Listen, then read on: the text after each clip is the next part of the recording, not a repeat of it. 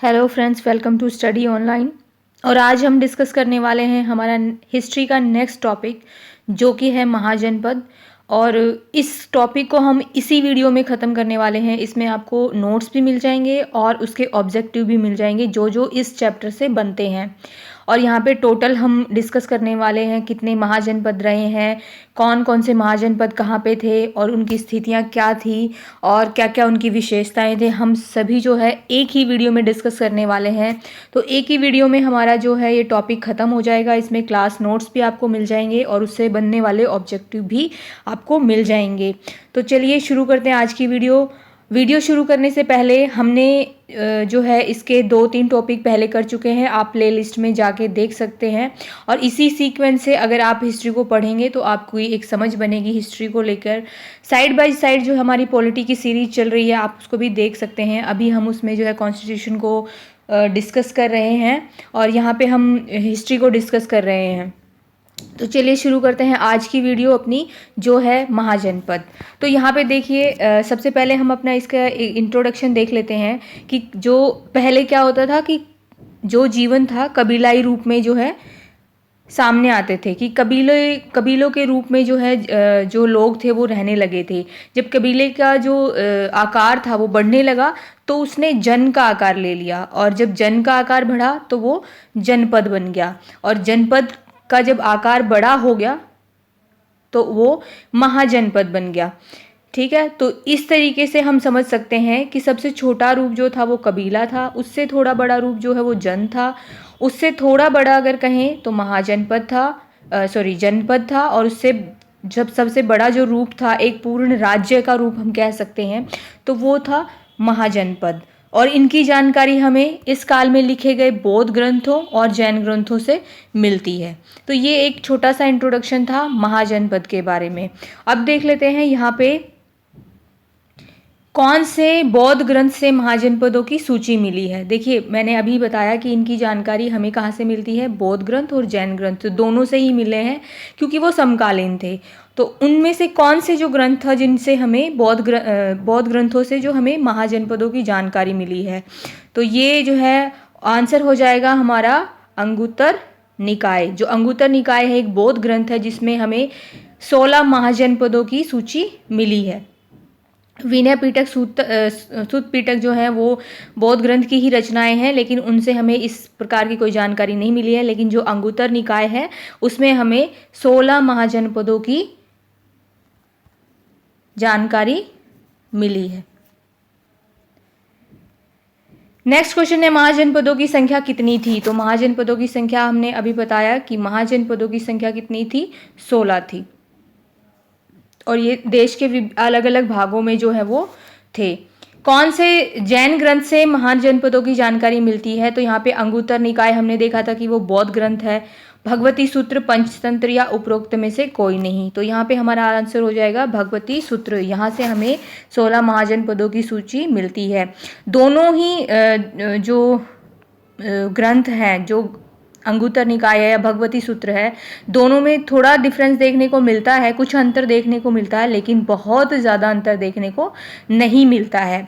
इन सभी 16 महाजनपदों में आपस में जो है वो संघर्ष होता रहता था, कभी पानी को लेकर, कभी खाने को लेकर, क्योंकि कभी राज्य विस्तार को लेकर, क्योंकि जो बेसिक जो चीज़ें होती थी पहले, जो युद्ध होते थे वो उन्हीं के लिए होते थे। या तो कृषि को लेकर, उपजाऊ भूमि है उसको लेकर होते थे, या पानी कहीं से नदी बह रही है तो नदी का प्रयोग करने के लिए उसके ऊपर जो है युद्ध होते थे। इस तरीके से राज्य विस्तार से संबंधित युद्ध होते थे। तो इन जो ये 16 महाजनपद थे उनमें आपस में जो है वो युद्ध होता रहता था। जब युद्ध होते थे आपस में, तो अगर देखा जाए तो सबसे शक्तिशाली कौन सा महाजनपद था। तो क्वेश्चन नंबर 4 हमारा है, सबसे शक्तिशाली महाजनपद कौन सा था। तो इसके बारे में आपने पढ़ा भी होगा। मगध जो था वो सबसे शक्तिशाली जनपद बना था, जिसके बारे में हम आगे भी पढ़ने वाले हैं। मगध महाजनपद के बारे में हम स्टार्ट करेंगे। और ये जो है सबसे शक्तिशाली महाजनपद था।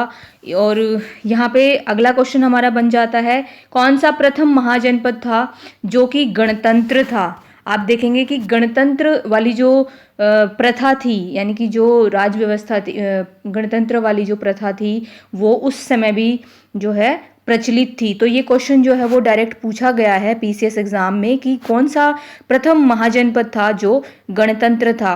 यूजीसी नेट में भी ये क्वेश्चन पूछा गया है और पीसीएस एग्जाम में भी डायरेक्ट क्वेश्चन पूछा गया है कि कौन सा महाजनपद था जो गणतंत्र था।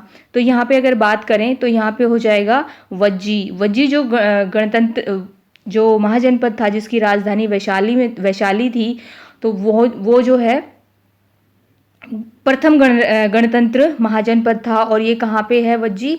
बिहार में है। नेक्स्ट क्वेश्चन है दक्षिण भारत का एकमात्र महाजनपद कौन सा था। अब यहाँ पे जैसे यहाँ पूछा गया कि गणतंत्र कौन सा था, तो यहाँ पे कई बार आपसे ये भी क्वेश्चन पूछ लिया जाता है कि एकमात्र महाजनपद जो दक्षिण भारत में स्थित था वो कौन सा था। तो वो था, हमारा जो ऑप्शन हो जाएगा वो हो जाएगा असमक, जो कि दक्षिण भारत में था। दक्षिण भारत में कहाँ पे था ये था आंध्र प्रदेश में। आंध्र प्रदेश में था ये, और इसकी जो राजधानी थी वो पोतन या पोटली थी। नेक्स्ट क्वेश्चन है कौन से 2 महाजनपद थे जो वर्तमान में पाकिस्तान में है। देखिए 16 महाजनपदों में से जो है 14 जो महाजनपद है अभी वर्तमान स्थिति की बात की जाए तो वो भारत में है, और उनमें से जो 2 हैं 16 में से वो अभी वर्तमान स्थिति के अनुसार पाकिस्तान में है। लेकिन उस समय जो है वो पूरा सब भारत ही था, तो हम भारत में ही उनको काउंट करते थे। तो अब जो वर्तमान स्थिति के अनुसार पूछा गया क्वेश्चन है ये बहुत इंपॉर्टेंट बन जाता है कि कौन से 2 महाजनपद हैं जो वर्तमान स्थिति में पाकिस्तान में स्थित हैं। तो ये कौन कौन से हैं? एक है कंबोज और दूसरा है गांधार। कंबोज की राजधानी थी राजपुर या हाटक, और गांधार की राजधानी आपको पता होगा तक्षशिला। और ये दोनों की स्थिति कहाँ पे है? ये वर्तमान पाकिस्तान में है। अब हम यहाँ पे डिस्कस कर लेते हैं। मैंने यहाँ पे जो है पूरी आपको लिस्ट दे दी है कि कौन सा जनपद है, उसकी राजधानी क्या है, कौन वर्तमान में कौन से राज्य में है और पर्टिकुलर कौन से स्थान पे हैं। जैसे कि यहाँ पे आप देख पा रहे होंगे बिहार में 3 महाजनपद हैं, मगध, अंग और वज्जी। उत्तर प्रदेश में टोटल 8 महाजनपद हैं। कई बार आपसे क्वेश्चन ये भी पूछ लिया जाता है कि वर्तमान में कौन सा राज्य ऐसा है जिसमें सबसे ज़्यादा महाजनपद देखे गए थे। तो उत्तर प्रदेश एक ऐसा राज्य था जिसमें सबसे ज़्यादा महाजनपद थे, वो थे 8, काशी, कौशल, मल्ल, वत्स, कुरु, पांचाल, सूरसेन और चेदी। और यहाँ पे मध्य प्रदेश, राजस्थान, दक्षिण भारत में एक जो है वो महाजनपद देखा गया है। मध्य प्रदेश में है अवंती, राजस्थान में है मत्स्य, दक्षिण भारत में हमने अभी डिस्कस किया क्या था, असमक।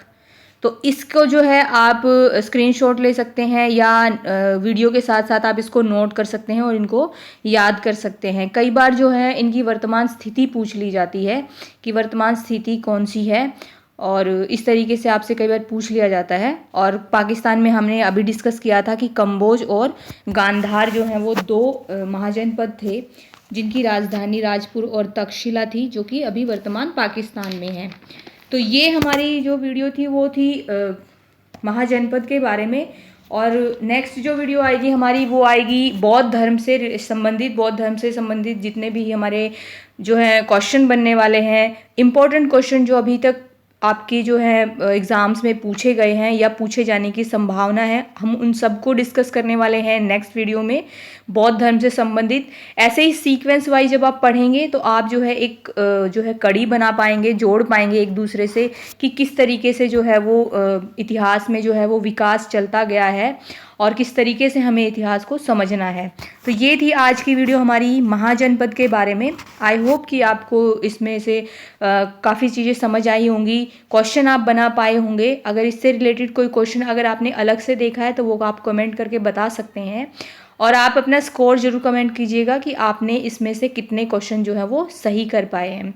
तो मिलते हैं नेक्स्ट वीडियो में, तब तक bye bye and best of luck for your exam.